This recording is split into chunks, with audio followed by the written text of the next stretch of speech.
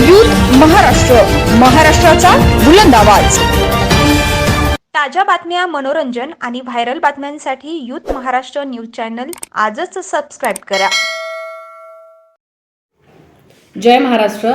मानसिक आजाराने ग्रस्त असलेली केतकी चितळे आज काहीतरी बडबडली उद्धव साहेबांवरती।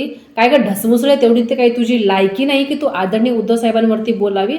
चल, तुला आता मी काही प्रश्न विचारते व्हिडिओच्या मार्फत। काय ग, मणिपूर प्रकरणामध्ये कुठे गेली होतीस तू? तुला एक स्त्री म्हणून मणिपूर प्रकरणामध्ये एखादी पोस्ट करावी, एखादा प्रश्न विचारावा म्हणून तुला असं वाटलं नाही का? सोड बर, पुलवामा हल्ल्याबद्दल तुला कधी एक भारतीय म्हणून तुला प्रश्न करावा असं वाटलं नाही का ग? चल सोड तोही प्रश्न।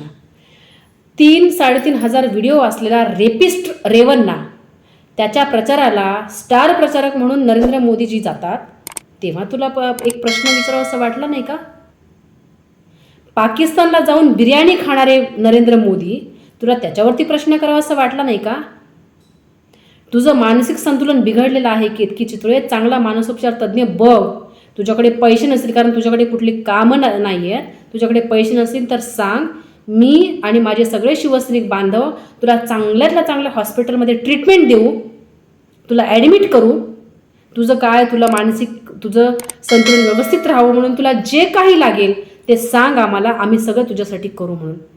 तुझ्यासारख्या ना ढसमुसळ्या पोरीला काय बोलावं, उठायचं भुंकायचं।